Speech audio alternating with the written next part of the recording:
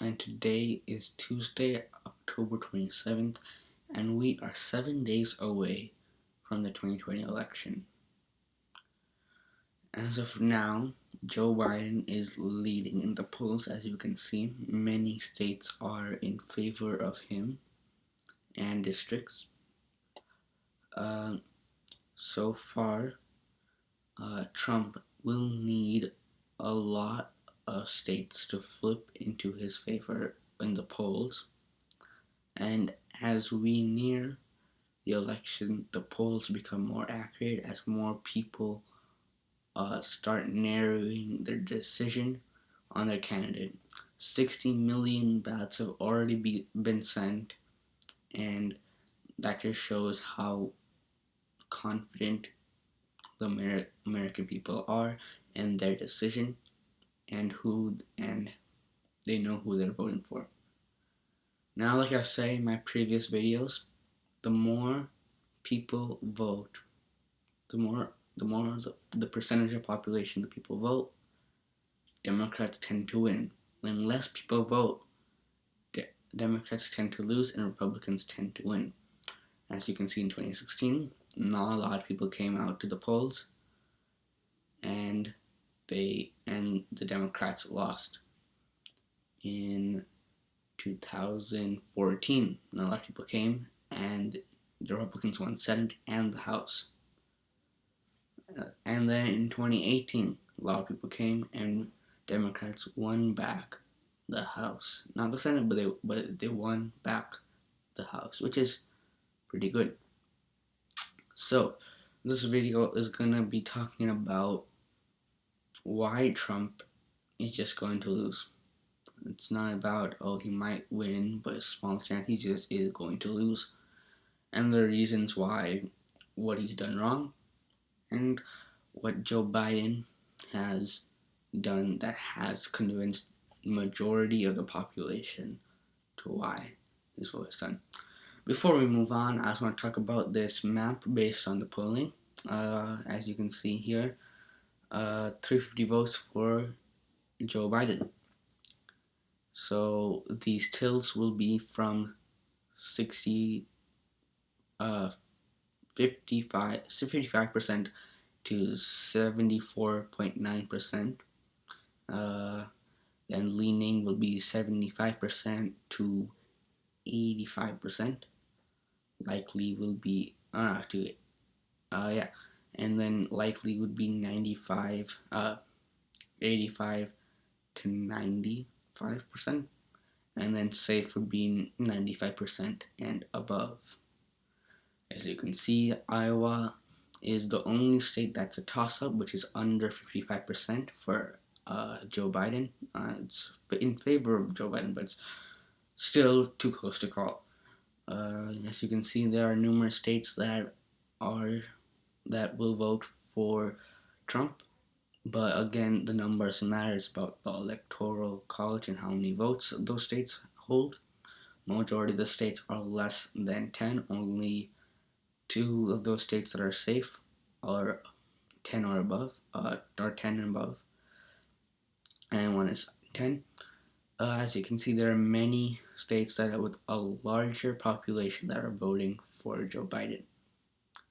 And then, as you can see, Texas is a tilt, which is pretty shocking compared to the previous election where it was considered a safe state.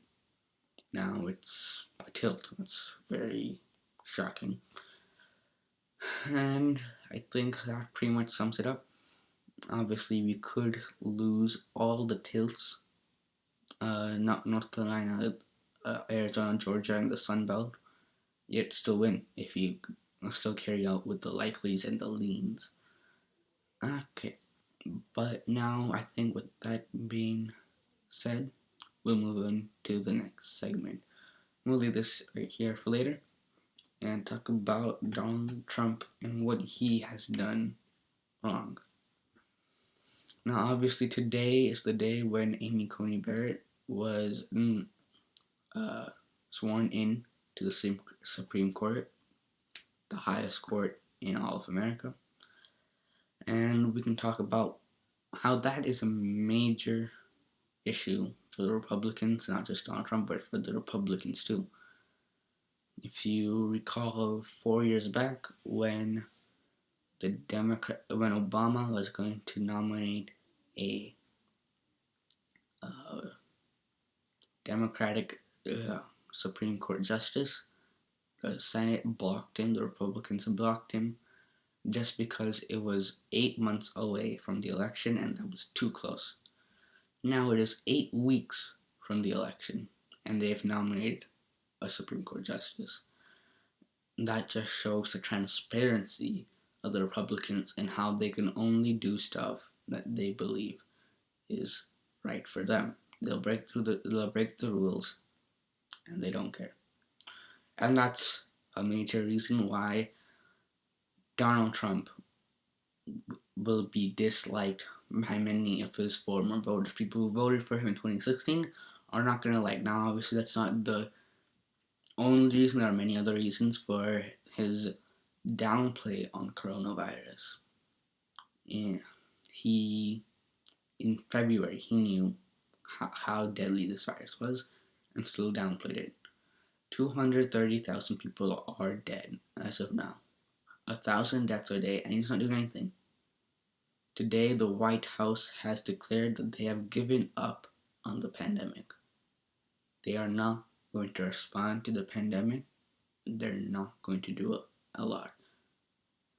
That just shows how hard-working our current president is, and that's not a good thing.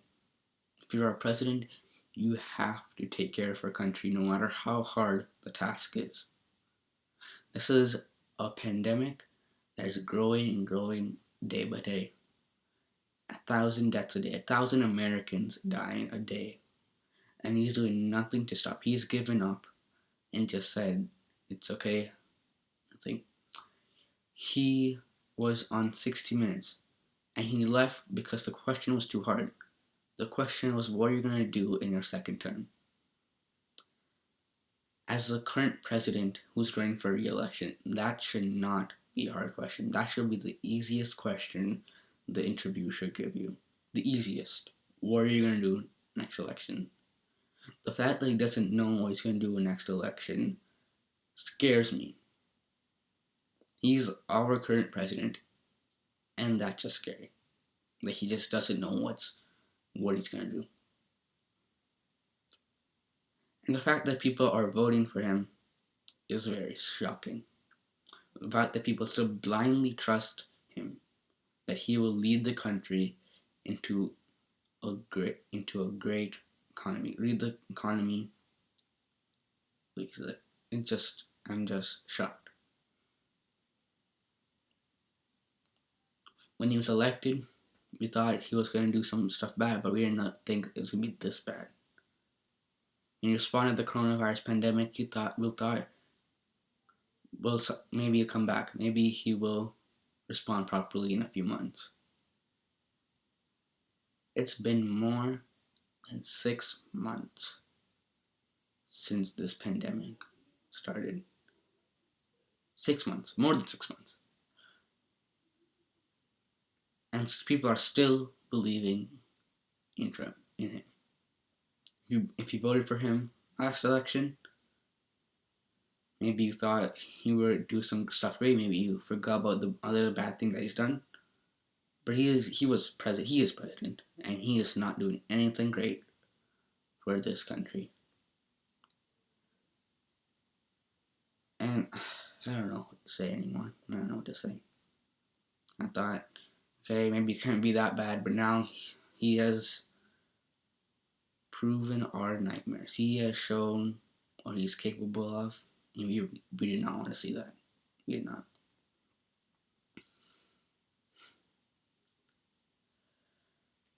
And this is just sad. I mean, it's not just him, it's also the Republicans, and Mitch McConnell, and all the other Republicans that are breaking the rules of how this government works. Just so they can have political gain for the next 40 to 50 years. I don't think I should go on any further. If you're still voting for Trump, you better have a good argument.